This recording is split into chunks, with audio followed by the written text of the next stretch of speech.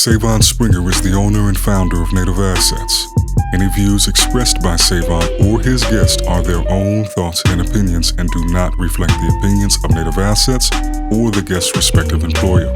Any guest appearance by representatives of Web3, NFT, crypto, or any other kind of organization does not constitute an endorsement by Native Assets or the guest's respective employer.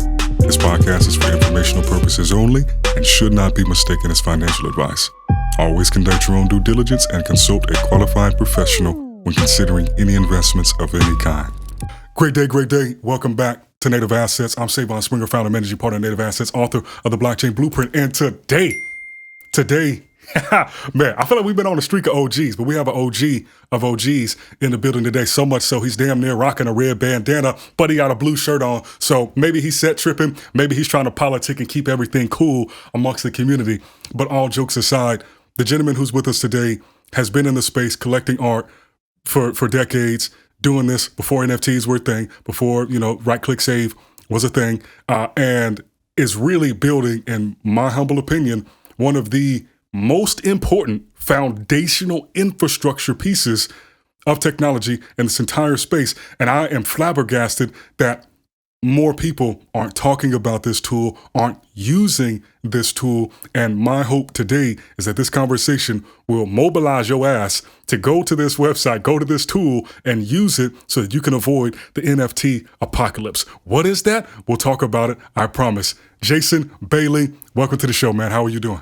I love it. Thank you for having me on, Sae'Von. And I think I have to update our catchphrase, like our marketing, to just mobilize your ass, back up your NFTs. I love that. That's great. Hey, go for it. And so, yeah, man, I mean, there's a lot of places I want to take this conversation. My intention is to mobilize people to use that tool, but also to explore one of the new features that y'all are bringing out. I was listening to your recent podcast. Also, I should have mentioned, host of The Dankness. Listened to a couple episodes. Love it. It's super old school, hangout vibe. I think it matches well for you, matches for the brand.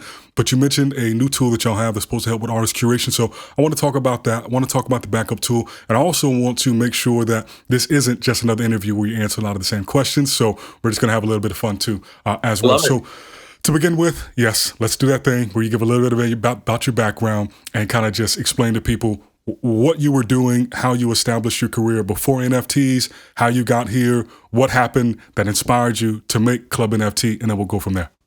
Awesome. Yeah. So I'm famously long-winded. So just pull the hook and like get me to cool. stop. I got you. If I go too long. But yeah, I always start in the same spot because I think it's pretty critical to my DNA. So I grew up in a family of engineers, but all I ever wanted to be was an artist. So I was like not great in science and math and things like that. But my dad was an engineer. My older brother was an engineer. My younger brother's an engineer. And like every conversation, breakfast, lunch, and dinner was like always tech. So like I kind of became a good listener because like, I wasn't particularly good at the stuff that the rest of the family cared the most about. Right. But from an early age, sort of identified art as the thing I wanted to do. Like, way back to kindergarten where I was like, got an award for best drawing for pumpkin. And like, when you get that sort of recognition when you're a kid, you're like, oh, like, that felt good. I want to do more of that. Right. Like even started loving art history, like really early on, got like class artist in middle school or whatever, went into high school and didn't do so good in high school, skipped a lot of my classes so I could hang out in the art room, maybe smoke a little pot in the woods, like a little bit. Yeah. We all weren't, necessarily as good as we should have been in high school, but somehow through a miracle of God, got into college. And actually, it wasn't a miracle. It was based on my art portfolio. So like throughout my life, art kind of saved my ass over and over again. Like bad high school student, but my portfolio got me into college. And I really kind of turned it around there and took all my academic classes really seriously and got a merit scholarship, actually. So it went from like almost high school dropout to being like, serious student. But a lot of it was that I could focus more on art and I was surrounded more with like people that cared about art. Graduated in 2001. And like that whole time I'm in art school, adults are telling me like, man, I don't know what you're going to do with that art degree. Like, what are you going to do when you graduate? Like, that might not have been a good decision, right? And I was just like trying to block it out and focus on my art. And like, when I graduated, I actually started my job search on 9/11, like the 9/11. Oh, shit. bad timing, right? Nobody's hiring. Like they're some kids straight out of school with an art degree, and like they're just trying to figure out like if the world is crumbling, right? So Yeah. yeah, it wasn't an easy start, and it was sort of like through my family connections that someone gave me a chance and like brought me on to do like, you know, digital video and like some graphics and things like that. So I basically like tried to leverage, even though I wasn't really like studying graphic design, I tried to leverage those art skills into more design oriented stuff. But it was a tech company, and that made sense. Again, that was like that's where I learned that being around tech people my whole life, literally from when I was born, I got good at listening and asking questions, never afraid to ask questions, and actually simplifying technical concepts to help non-technical people understand them, right? So that became a big part of my my career. Pretty much been in tech for 20 years, mostly startups in Boston, companies as big as Autodesk and HP, but usually through acquisition. And that whole time, I'm thinking like, how can I blend art and tech, right? Like my birthright on the tech side, my passion with the art side.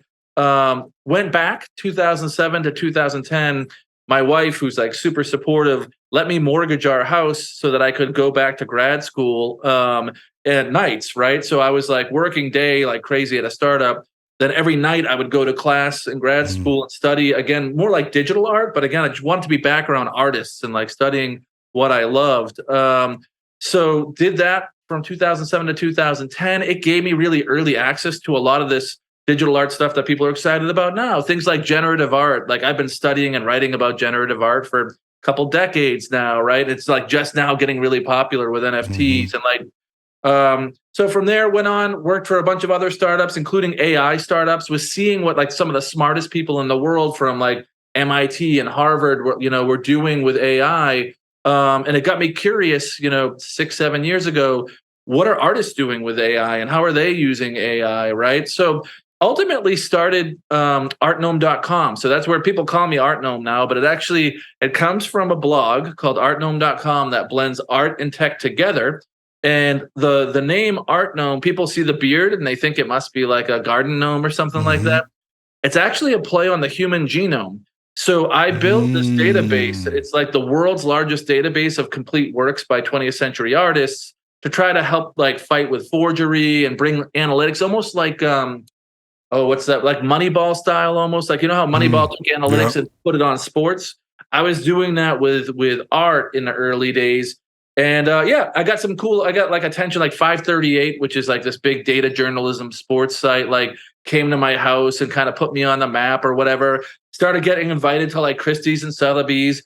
And like I'd be at lunch break and I'd be like, hey, like how come nobody's talking about digital artists? Like digital art's like the most important thing going on in our generation. And like people weren't that into it. It just wasn't. They were like, computers can't make art. So that's when I started writing on Artgnome about all these great artists. And I feel like, it was my job.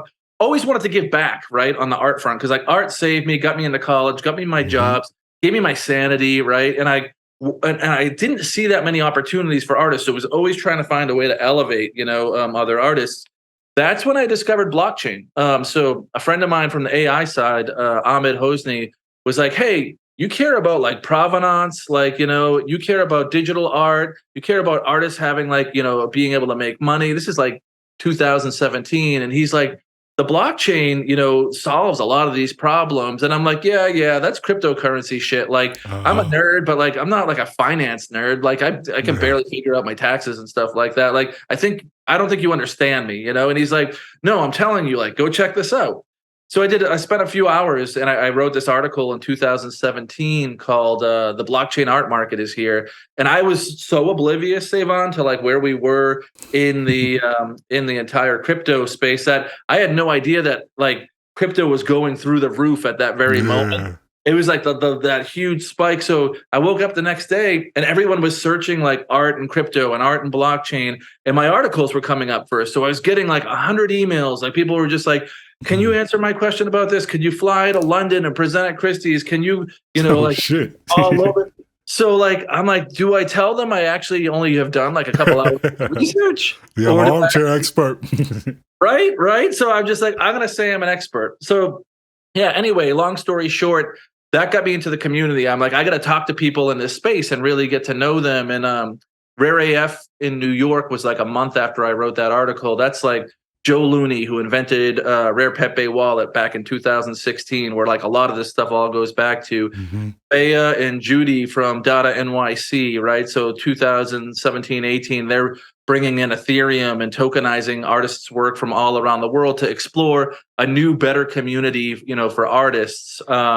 You know, who else was going on back then? It was like, I think Rare Art Labs was like a super early one. That'll come back into the story later. But like all these people were really generous and brought me in early. And I became really, it was like, this is before any money was in the space. Like we were like really just trying to altruistically build a better system for artists. You know, traditional art world galleries will take 50% of whatever the artist sells if you're lucky enough to even get into a gallery, right? So things like Rare Pepe and Data NYC, they were trying to figure out, how do we give more of this back to the artist who's like, you know, doing the work? And can we, quite honestly, back then, and I don't know that I think this way, we can revisit it. I don't know that I think this way anymore, but the same way crypto was like trying to get rid of banks and seeing banks as middlemen, we were kind of wondering, well, maybe like galleries and like auction houses are kind of like middlemen. And like, you know, maybe we don't need curation as much, or we can decentralize. Now, my thoughts on that have kind of changed over time, but that was really like, it was a different time. There was no money there. Anyone that was there was really just trying to like build a better, you know, we were there for the right reasons, just trying to build a better world. Although we did want artists to be able to make some money. So fast forward, I collected a bunch of stuff from 2017, 2018, went around the world telling everybody like, this is great. We weren't even calling it NFTs yet. We're like, art on the blockchain is great because like no one can take it from you. And like, it's provably yours and it can never break. And if the marketplace goes down, like, you know, it's still yours. You're all good. And then like 3 months later, like the crypto market started crashing. Marketplaces started going out of business, like more than half. So like Additional, Rare Art Labs, Ascribe, Digital Objects, all these like OG marketplaces, right, started to crumble. And we couldn't access our tokens anymore, or we could, and there was like broken images, right? And I'm like, wait, this isn't what I've been telling everybody. This isn't what they told me. And like, you know, back then we were spending a couple bucks here and there. Like I bought X copies first NFT for $1, which blows people's minds or whatever.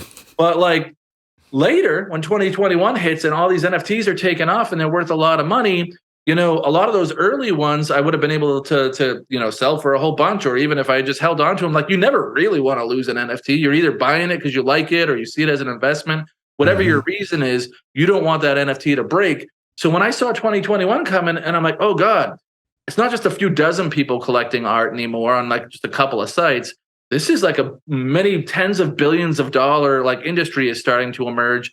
Nobody solved the same damn problems that happened to us in 2018. People are spending millions of dollars on NFTs and they will absolutely break. Like 100% will break. Like, so, you know, we'll get into the research in a bit. I want to pause and make sure that I'm not like talking forever and give you a chance to ask questions. But like that led me to start my company, ClubNFT. That and wanting to build a publication that really treats artists and collectors in this space with respect. So that's rightclicksave.com. People were saying, like my art friends, like traditional art friends, were like, Jason, like these aren't real artists. Like this is all just like cartoon monkeys or whatever. This isn't Fiverr shit. Yeah, this is Fiverr shit. And like, you know, and these collectors, they don't really care about art. They're just speculating. And I'm like, whoa, hold on. Like, coming from like a world, like an art world where you love art, for the first time in human history, this is probably the most people we've ever had in human history that are like, hey, maybe I can collect art. I'm excited about this. This is kind of cool. And a bunch of artists who couldn't make it in that old gallery system, they're saying, hey, maybe here's my chance, right? So if you really love art, you should love NFTs and this movement because it's really making it like accessible to way more people. And like, it's in the news every day and people are excited about it. And all you can come to tell me as someone who's like about art is like, you're stiff arming all these people. I mean, like, you're just a speculator. You're not a real artist. I'm like, that's a shitty way to react, right? Like when all like, you know, I love basketball too. It's another thing I love. If a bunch of people came running to me and they were like, we just discovered basketball and we love basketball. If I was like, yeah, but you're not any good at it, or you don't understand. I'm not gonna do that. I'm going to be like, isn't basketball awesome? I'm psyched that you love basketball, you know? So anyway, that's a lot, but you know, that's the way I'll kick it off, I guess. No, that's great. And I thought that was about as succinct as you could possibly make that story to really give people the background as to why you're the dude to build this and why it works and it's as fluid as it is. Because I first came across the article from Right Click Save As, the NFT Apocalypse is coming or is here.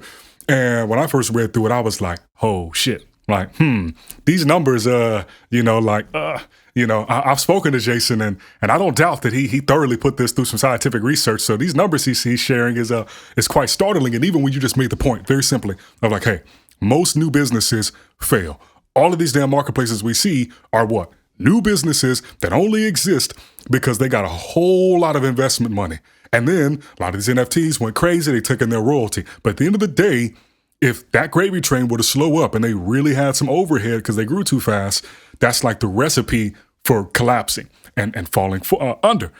And so as I looked at that, then I'm like, okay, so he claims that this tool here is going to be able to prevent and save all of this. So I'm like, all right, how complicated is this going to be now? For background, when I was younger, I was downloading ROMs and switching those out on my Android phones and getting ISO files and playing free Call of Duty on my computer, all these sort of things, changing the radios out. So I'm like, all right, I'm sure I'll be able to work my way through this. And I get there and I'm like, oh, okay, boom, here's the wallet. Back up. And I'm like, this all I got to do? And I was just like, damn, well, if it's so easy, why am I just now hearing about this? You would think that between all, and this is kind of a shot. Yes, I'm turning this into a definite shot. You would think with all of these damn influencers holding these fucking Twitter spaces all day long, talking about how they got 30, 40 chromie squiggles and they got 20 Bored Apes and all this other stuff, that they would at least once, maybe twice, have this conversation and let people know on some regular basis, like, oh yeah, by the way, guys, like it's the 3rd of the month. Make sure to back up your wallet. But I'm like, yo, nobody is talking about this. And this is just so people understand the scale of this. This is not in any way to diminish Club NFT. But I went to the website and the stats. There are less than 6,000 users or 7,000 users who have done this. So we're talking about $1 million NFTs, tens of thousands of people who buy NFTs, and less than 10,000 have backed theirs up. I was like, oh shit. Oh man, these folks out here fucking up. So yeah. Please take it from there. And yes, guide us. You nailed it, man. You nailed it. And I think I kind of get it with some. So I'm friends with a lot of influencers, so I don't want to throw too much shade. But look, people are talking their bags, right? You know, they're talking their bags. And no one wants to like talk about how half their NFTs, and it's half. We'll get into the numbers, right? No one wants to talk about how half their NFTs are going to crumble. It's just like not if, it's when, right? Yeah. So I think they hesitate. But honestly, kudos to a lot of the marketplaces, right? So a marketplace, their whole business model is selling NFTs. And I've gone to a bunch of these marketplaces. They absolutely know that like whether or not their NFTs are going to break. And even in the best case scenario, there's actions that collectors have to take. And if I'm a marketplace, like I don't necessarily want to highlight that fact because I'm trying to sell NFTs. But these marketplaces a lot of them care a lot about their collectors and their artists. So they've actually integrated ClubNFT, like Known Origin has integrated us directly into their marketplace. So they're saying to their collectors, like, hey, we're trying to follow best practices. And we'll get into what IPFS is. We're using IPFS to protect you, but you may want to download these through ClubNFT. Because, if for some reason we ever go out of business, God forbid, you don't want your NFTs to break when we go out of business. You want to be able to have it so that you, the collector, can actually take care of your NFT, right? Without any dependency on anybody else. And that's entirely possible if a marketplace uses something like IPFS, right? So we have shout out to Known Origin for integrating us. FX Hash. FX Hash on, So I mean, we're in talks with Async and early talks with Super Rare, and we can only do this with the companies that follow best practices, right? So the marketplaces that have actually put in all the work to try to actually build the NFTs using IPFS, so that collectors could, in theory, download all of the assets and not be dependent on them, right? So the way I talk to them about it, I'm like, look. You clearly know, you understand this because you went through the extra steps, right, of using IPFS, but you're not getting credit for it, right? Because like it's a little technical, people don't really get it, and people don't have a tool to back it up so they can really benefit from the fact that you used IPFS. That's what we're bringing in, right? Like, we don't sell NFTs. We don't want to compete with, marketplaces. We see ourselves as filling this infrastructure role, right? Where we're giving collectors the ability to truly custody and own their NFTs. Now, there are definitely a lot of very large and important marketplaces that are building NFTs in such a way that we can't even help you, right? So, like, you were talking about the data. I wanted us to stop for a second and address the whole idea of on-chain art in and of itself, because that was another thing that I wasn't as nearly aware of. And I'm a holder of Cyber Brokers, and Ava Stars is another collection that did this. But could you talk the listeners through the difference between on-chain art and what most of these NFTs are, which are not fully on-chain, and why most collections are not on-chain? Because there's a very rational reason as to why.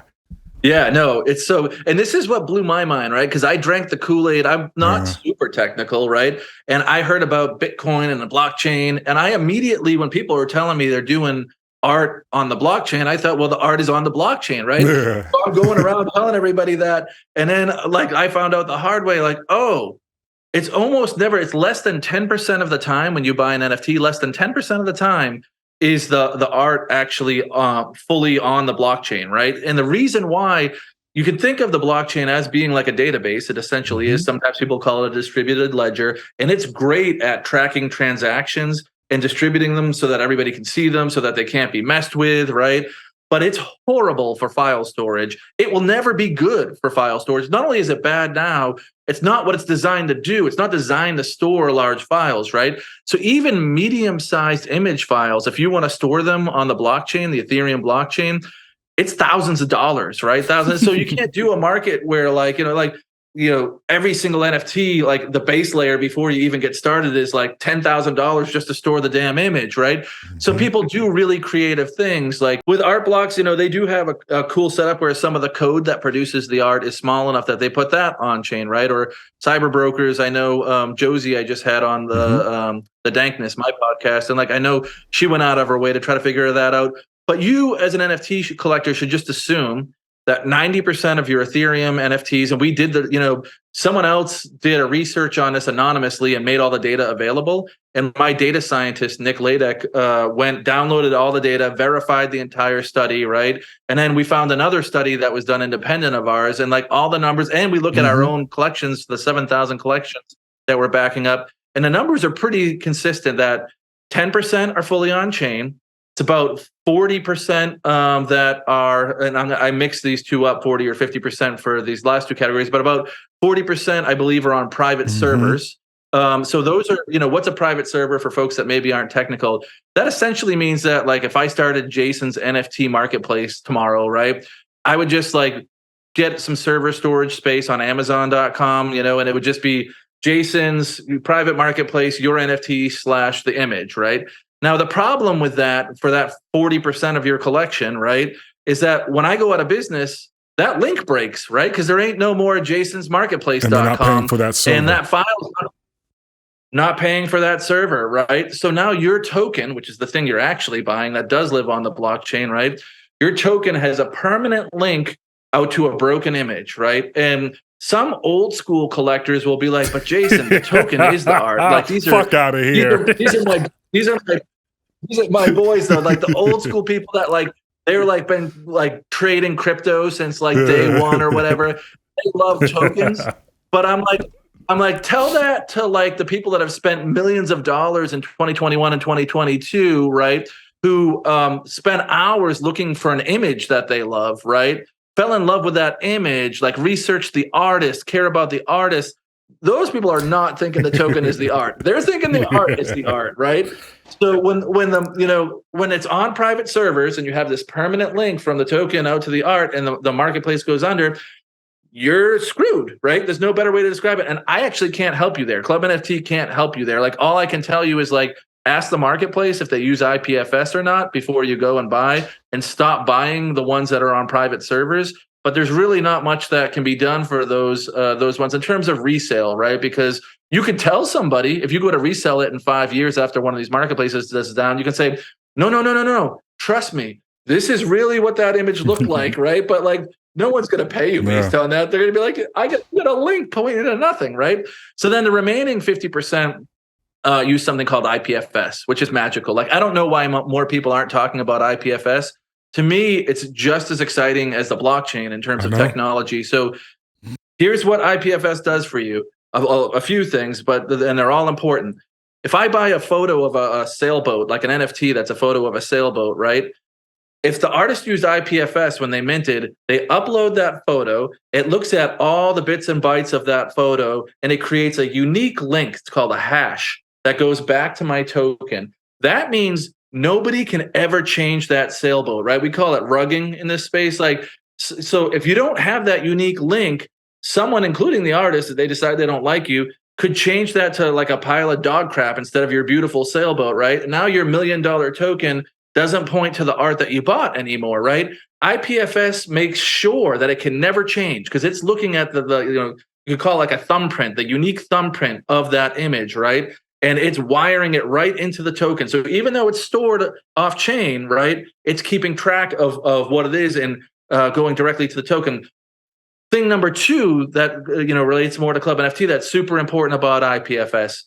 As long as you, the collector, have all the files that the artist originally uploaded to when they made the NFT, if for some reason the marketplace goes out of business and they stop paying to pin it, it's called pinning, stop paying to pin it to IPFS, just like your private server, it could go away, right? So why is IPFS better? Like, we still have this marketplace problem. Marketplace goes down, it's no longer pinned. Aha, you, the collector, as long as you have the image in the exact format that it was uploaded and all the other data, you can restore it to IPFS, right?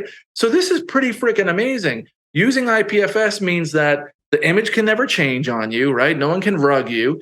And as long as you have a local copy, you can always restore it yourself. Third thing, you can actually pay to pin it too, right? So then you don't even have to lose sleep at night thinking like, what happens if the marketplace goes under? Like, you can pay to pin something to IPFS too. So this is so magical that all like the most respectable, in my opinion, marketplaces went through the extra effort to put it in. But when they try to explain it to people, they don't always get it. So like it's there baked into a lot of the best marketplaces that are using IPFS, but collectors don't know that they should be trying to pin it or they should download it themselves. And that's why when you talk about like, how come people don't have like, how come there's only 7,000 people using, ClubNFT? It's because it's a little bit technical. I'm like the only one out there like raising, or we're some of the only people out there. Protocol Labs is out there and some other people. And we're saying like, you're nuts, back this stuff up. Like, it's just like, sometimes I use the analogy, like if you collected like a classic car, right? You wouldn't buy that car and assume that you can just do nothing to it and it's going to like last forever. Like the things we collect have parts to them, and those parts need to be like taken care of and backed up and maintained. So like, just have a little curiosity about your NFTs, or not, to be honest. Like, just go use ClubNFT. If this is too technical for you, you don't even have to understand it. Go put in your wallet, right? Hit download. You'll get a zip file. Keep it there. If a marketplace ever goes out of business, you can come to us or someone else that understands IPFS. We're also working on a tool to automate the re-upload part, and you'd be good to go. So yeah, that's the 10, 40, 50 is essentially 10% are on chain. No one's saying on chain's bad. We all love on chain, right? I wish all NFTs could be on chain, but the cost so much money to put the assets up there that it's very rare and will remain there.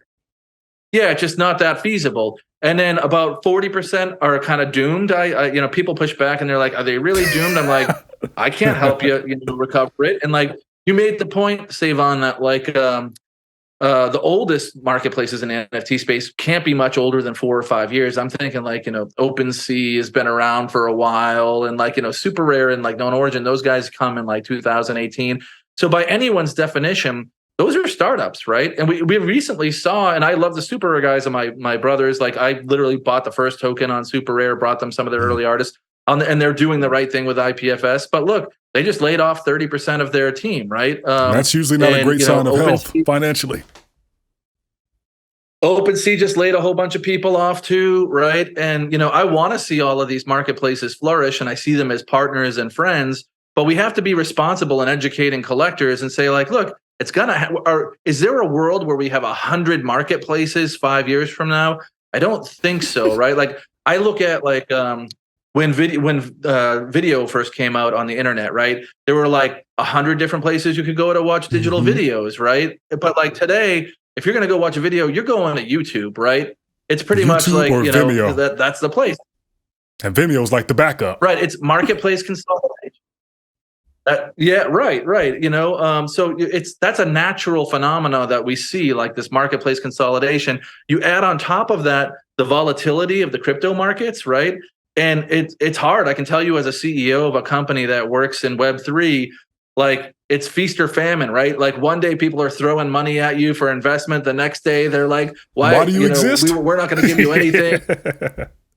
Yeah, why do you exist? And then it only takes like 2 months later, if the market comes back, those same people are like, you know, can we give you money now again, right? So it's a little bit of riding like a bucking bronco, which, like, on top of regular consolidation, if you're a marketplace, like, you're dealing with that too, right? So I think, you know, sadly, we'll see a fair amount of marketplaces shut down, you know, this year heading into next year, and that'll be the wake up call for people. They'll be like, oh, like NFTs are actually composed of different pieces. And like, I never asked myself, like, when I want to keep it less technical, I just ask collectors, I'm like, where do you think the art you just bought lives? Right. And they're usually, the answer is like, on the blockchain, like a question. And I'm like, nope. And I'm like, so if not on the blockchain, where do you think it is? And they're like, oh, I don't know, you know. And I'm like, you know, on the marketplace server. And they're like, oh, well, that's not good. And I'm like, what do you think happens if the marketplace shuts down? And they're like, I can't access my image anymore. And then they start to get it, like when I ask them, you know.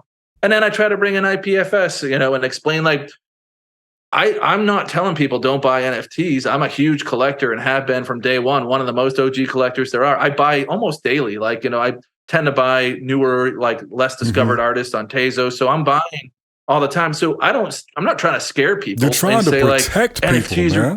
That's the way I look at it. Trying to protect. It's like, you know, and by the time this interview comes out, that's one of the like next videos I'm putting out on my channel is a tutorial for how to use ClubNFT because people need to know about this. But I think it's like one of those situations where, you know, some people, you try to pretend that ignorance is bliss, but a lot of times that ignorance just really puts you in like an even worse situation because you just put it off. It's like, you know, I should put air in my tire. Or, I should, you know, put oil on this, you know, whatever, insert the example.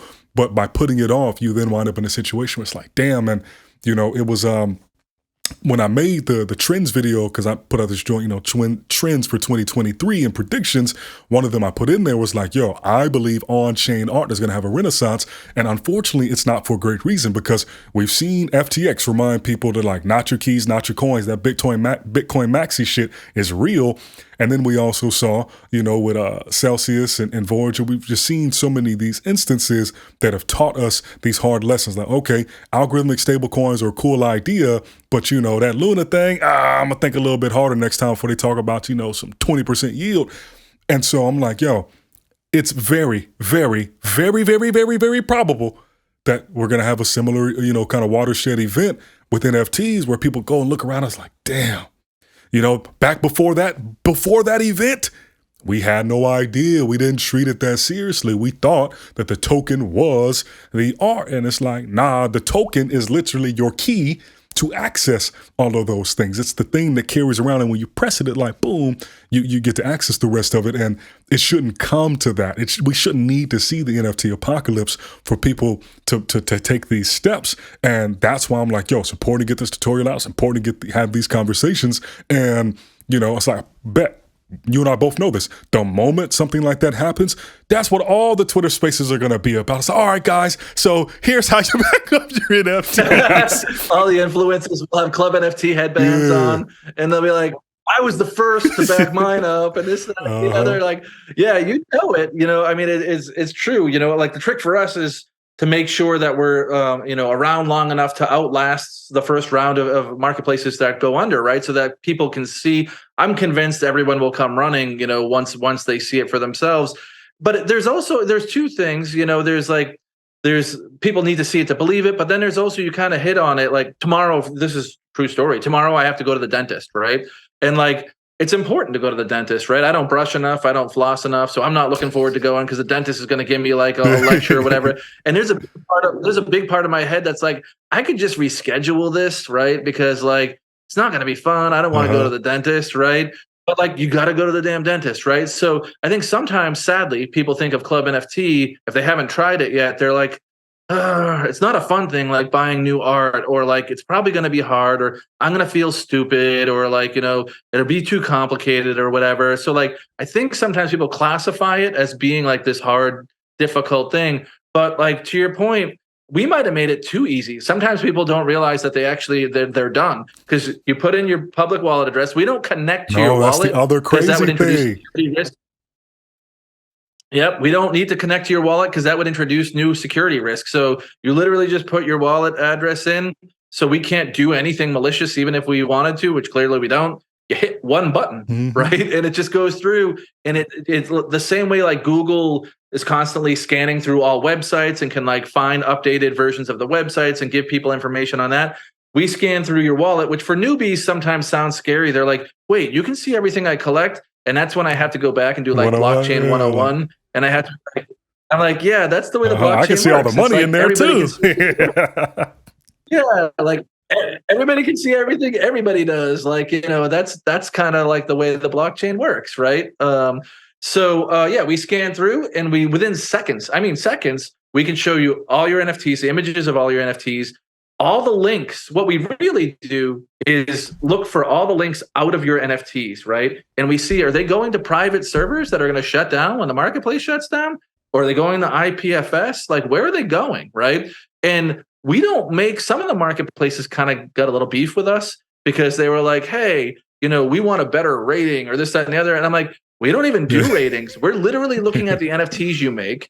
We're showing your collectors the links that you put in place and where they go. Right. So like, if you want a better rating, improve your process, because like it's not like I'm saying, oh, this is an A+ or this is a B. I'm just showing collectors. It's like an X-ray, right? I'm showing collectors like, you bought this NFT. It's comprised of a token and, usually 3 to 6 links. These links go to like an image. That image may be completely in the control and power of that marketplace. And if it goes down, you're screwed. Or it might be on IPFS, which is great, but you still need to back it up for that to be great, or pin it, right? Well, that sounds technical. We can do that stuff for you, right? So, I mean, that's how simple it is. It's like this, because you share the stat. I know this going into it, but whenever I do a refresh, and I need to do one about now because I got some new NFTs, I always go through and I'm like, fingers crossed. I'm like, man, maybe I got like a different distribution of rarity, so to say, and how many of my NFTs are backed up on IPFS. And I look at them sometimes and just be like, damn, this is one of my favorite ones. And y'all on a private server. Like, damn, because y'all tell people like, can it be backed up? And it's like a yes or a no. And when I see no's, I'm like, well, I might not want to be too attached to that one. So quickly, and then we can pivot over to the discovery tool, because I have a feeling that that's one of your biggest passions as far as what you think is wrong with this space or what could really be improved. But do you have any concrete advice for what we can do aside from just putting pressure as the community? So I'll give you an example. My Pet Hooligan. I think they are one of the best gaming projects in the entire space, best teams, most transparent, like quality on everything they deliver, but all of their assets are private servers. And so, I'm looking at that, and they mint it on their website, and then I bought it through OpenSea. What would you recommend for collections in that position, or collectors who have collections in that situation? Do you just talk to the team and say like, hey, is there a way y'all can like go through all of these and upload it to IPFS? Like, what's the process? Yeah, I would start with questions, right? So rather than kind of suggestions or accusations, I always try to start with questions. So it would be like, hey, I forget the name of the project, the Hooligans, like, hey, just an open question. What would happen to my NFT if you guys went out of business, right? And see what they say. Like, would I still be able to see the image? Like if they don't know what you mean, like would I still be able to see the image, or is that image stored on a server that you guys run? And see what they say, right? And if they might be like, yeah, unfortunately, it's on the server. We're thinking about like doing something else or this, that, and the other or whatever. Because like, I think sometimes you can catch people off guard if you're just like, how come you guys aren't using IPFS? You could sound like a Max here. You're like, you should use IPFS, or like, you should. So I usually like to just start by asking, like, what was the reasoning? Like I just gave you a bunch of money for this thing. I'm investing in your project. I think it's cool. I love you guys. I want to tell other people about it, right? But first I want to know, like, And maybe this was just the way that you thought was easiest, or you figure your company's going to be around a long time or whatever, and it won't be a problem, or people just won't care about this in the long term. But like, can you answer, like, for me, like, what's going to happen to this NFT if your company goes out of business, right? And it's best to ask that question of a marketplace before you start buying there, right? Because if they essentially say like, yeah, you're actually dependent on, your NFT is only going to function as long as we're around because we're paying to keep these things in place, then I'd kind of dodge those, right? Like, and I would look for, I tend not to call out all the marketplaces that are doing it the wrong way because I can't fight a battle with like 100 marketplaces. But I've mentioned some names on this podcast where people can go, like Super Rare, Async, Known Origin, Versum, FX Hash. You're good with all of those. Art Blocks we talked about, they're largely on chain. They don't like when I say this, and I love them, but they do have a few files that are off chain, that are associated with the NFT, including rarity traits. But the actual ability to produce the art, which is the most important part, is on chain. And you'll see all of that when you run your analysis. Again, it's not me. I'm not trying to judge. I'm trying to educate. I'm a lot like you, right? Like our software is a lot like you and me, in that it's not trying to say like, I really love this art, or I love these guys at this marketplace because they're my friends and I don't like these ones or whatever. We're literally just showing how they're built, right? And like, you get to decide as the collector, like, do I want a shot at being able to preserve this image long term because I am emotionally attached or financially invested in this?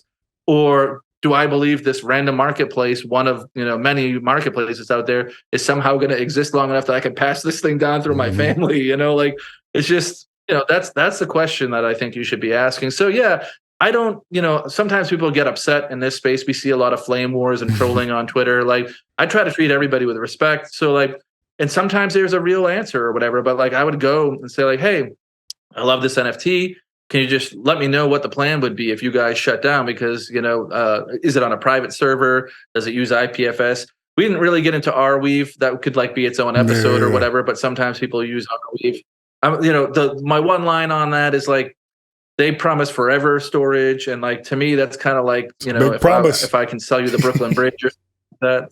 Yeah, right. Like, how many forever companies are there out there that have been around for like thousands of years, right? Like, forever anything. I'm not, yeah. And they have their own tokenomics, and like, it's neat. It's neat as hell. And I'm glad they're doing what they're doing. But I sure as shit don't want my NFTs lives to be dependent on some company and new economic system, in addition to what I'm already hoping, like, I'm already hoping the blockchains don't fail that the NFTs minted on. I don't need a second blockchain / blockweave and a second, economic system, particularly when something like IPFS, works so great. So yeah. That's a better way to go about it, because it puts them in a position where ideally they should have some more empathy or some more reasoning, instead of like a reactionary, like, oh no, or oh yes. So when I was listening through one of your episodes of The Dankness, you made this point that effectively what you want to avoid in this space is having like this Mount Rushmore of 12 people, 12 collections, whatever, who are driving all of the volume that's going on in this space, therefore also collecting all of the money. And then there's just like not really a viable way for smaller artists to make it in this space, because the average person comes in and they're just chasing what they feel is like the sure bet that someone else told them to jump in on because of their track record, or because, it's been a stable, quote unquote, financial asset, as far as, as stable as an NFT can be. So you mentioned that you all are working on a new tool that is a discovery mechanism that effectively, and obviously correct me where I'm wrong, but what it'll do is say, hey, we're going to look at Sae'Von's wallet.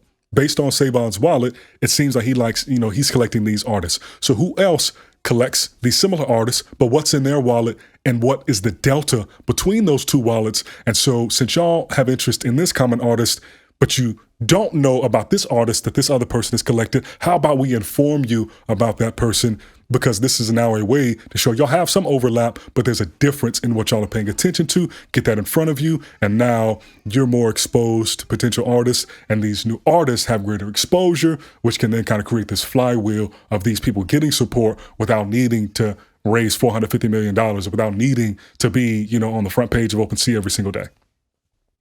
Yeah, man, you should have my job, because you've described both of our products far better than I have. You nailed it. That's exactly what it is. And where it comes from is I am sort of one of these like crusty old school hippie crypto art guys who, like, long before the money got here, we were doing this because we were trying to build a better art world, right? So I looked at the data on the old art world and I'm like, damn, unless you're born like pretty much near like Paris, New York, like, you know, one or two of these other big cities with enough money and enough connections, it almost doesn't matter how good your art is. You have zero chance to be part of that, you know, that world, right?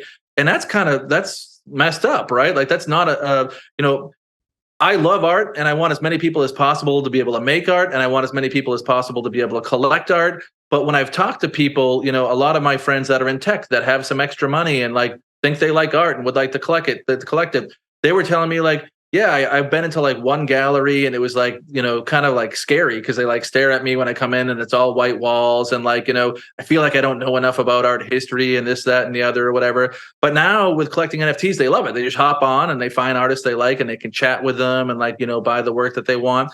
So the goal in the early days was like, let's get lots more collectors. Let's get lots more artists. Instead of having like the same 12, 24 artists become bajillionaires or whatever, let's flatten this system out and collect lots of different artists. But what I've discovered is that like new collectors tend, you hinted at, they tend to do like follow the leader, right? So they're like, I sometimes pick on X because I love X Copy. He's like a good friend of mine. I was his first collector, but the dude's made like millions and millions and millions of dollars, right?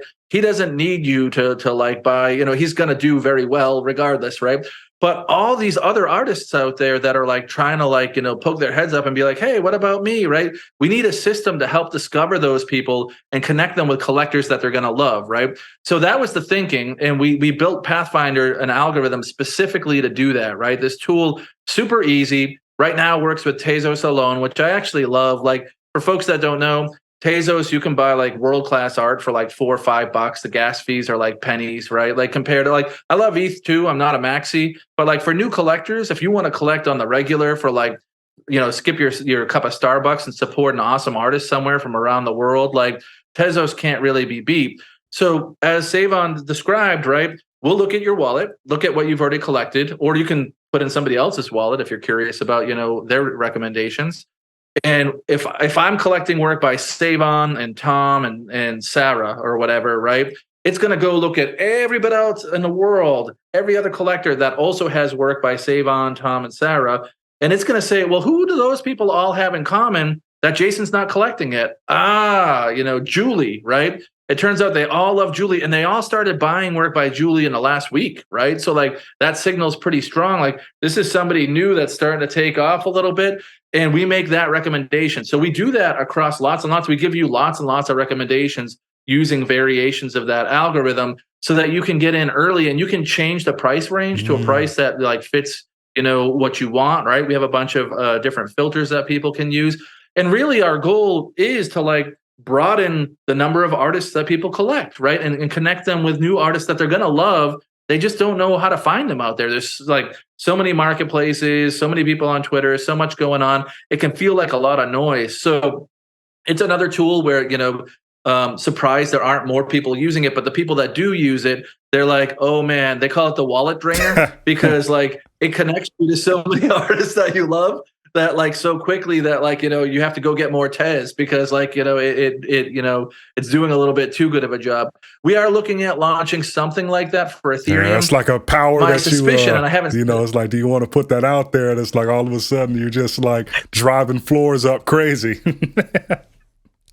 Right. Yeah. My suspicion, and I haven't said this publicly, is that it's kind of two different groups. I mean, I don't want to like pigeonhole people, but like Tezos, it's like people that don't necessarily think they're going to be able to resell as much. They really love the art and they're trying to collect broadly. And there is some of that in Ethereum, but a lot of my Ethereum friends, because gas fees can be fairly high, then the NFTs base level are a little bit higher. So you're thinking a little bit more on the investment side right out of the gate, usually when you're collecting Ethereum NFTs. And I think that really drives sort of this follow the leader. Like you see a lot more PFP projects and things like that. So we need to twist it, we think, so that it speaks more to the Ethereum side, but the same algorithm will work great. Like that's the beauty of that algorithm, right? What it's really doing is it's saying like collecting is social. Like I wrote a whole paper about for the Harvard Data Science Review about trying to predict prices of art. And all of these colleges did these like, AI programs where they thought, okay, we'll look at what people collect. And if they have like a lot of red paintings, we'll suggest red paintings. That's the worst, right? Because it's not that you love red paintings. Like, there are plenty of crappy red paintings that I don't want to see. Like, that's the wrong way to make a recommendation. So most recommendation systems don't work because they forget that this is a social activity, right? What we're doing is essentially social. So the artists I respect, they also collect, and the other collectors I respect. Just like in high school, like when your friends introduced you to new music or whatever, that was the way that you found other new music. This just sort of automates that, right? The people that you think are cool and respect, that are like always on the edge of like finding and discovering the new things, we just go and find them for you through your network because they're collecting similar things to you, and we're regularly giving you access to them. So yeah, I'm proud, to maybe state the obvious, really proud of both the tools that the team have built because like A, they're free. B, the first one is literally there just to protect collectors. That's it. Like, like you're crazy not to use it. It's free. You get a local backup. You don't have to depend on the marketplace anymore. You'll get intelligence about your tools. The second tool is really just to expand the number of artists that get supported, right? And we're seeing like, progress in that direction through the tool. So yeah, just, proud of my team for working their butts off to build two such great tools, and really grateful to you to give me the chance to try to get more folks out there to use it. Yeah, no. I mean, when I started Native Assets, the sole purpose was to teach people how to fish. And when I first came across NFTs, I had an aversion to it. I collected my first one on Nifty Gateway in, I think it was February or March of 2021. It might have been January, actually. And then I didn't grab another one until like October. And reason being, I saw the PFP stuff personally, and I make art. It's just music, I don't make as much visual art. Feel like I have an eye for it, But anyhow, I saw a lot of the art and was like, a lot of this shit is trash. Not that their art can't be different styles, but like clearly they're making things just to sell something and make some money at that time. And I viewed it all like the ICO market. I was like, all right, cool. Most of these, in a lot of ways, a lot of the market still is that way. To be fair. And so I stayed away from it. I was treating crypto much more like, and it's not this, but I was viewing it much more of like, hey, which of these companies are fundamentally integral to what's happening here? So oracles, you know what I mean? A lot of these data platforms, things like that, the smart contract platforms themselves, and saying, hey, if I invest in these tokens, then like in a way, if they do better as these necessary services and platforms, then the token value should do well, assuming that there's no weird shit going on with the tokenomics. And so that's what I was focused on. And I wanted to teach people about what these technologies were, why they mattered, and kind of quasi shoehorn in there some financial literacy and just some due diligence and all these other things. And so I had a stronger version of NFTs, but that has flipped so dramatically now because I see kind of this culture aspect, and that was something that was spoken about a lot more last year, but it touches into culture and humanity in a way that's not even really possible with crypto. It's like if you're in crypto, it's because you're super technical and you love the technology, or you're literally, looking at it as like a quasi stock investment into the technology. Like there's no real passion necessarily other than like, oh, you like decentralization or you want to get rid of middlemen. And so as far as I've gone down this rabbit hole with Web3 and NFTs, I feel like it's my duty to bring this information to people now that I'm aware of and I'm no longer ignorant to it, and to really give the platform to people like you, because it's like, y'all, you are the guy. Your team is the one creating this for people right now. And I haven't even like seen an imitator come along and try to like fork it or do something. And it's like, yo, people are so uninterested in protecting and preserving what everybody says is the future of this whole thing. And what's really, mind blowing to me is like, not even mind blowing. The way I see this playing out, it makes sense. People understand they don't really have to ask why VPNs are important anymore. People don't really have to ask why, antivirus software or something that protects you from Trojans and that sort of thing is important. Nobody second guesses condoms, right? But in NFT space, like no one is really comprehending that like this whole backup aspect, unless and until, and I don't think this future is the one we'll get to, all these NFTs are on chain. Like this is just a part of like, collector hygiene, Web3 hygiene. And I am excited for that time, not for the apocalyptic moment, but for the moment where people have this realization, and then, the logical solution, the logical conclusion is ClubNFT and all the work you've done up to this point, that your team has done up to this point, really gets its moment to shine.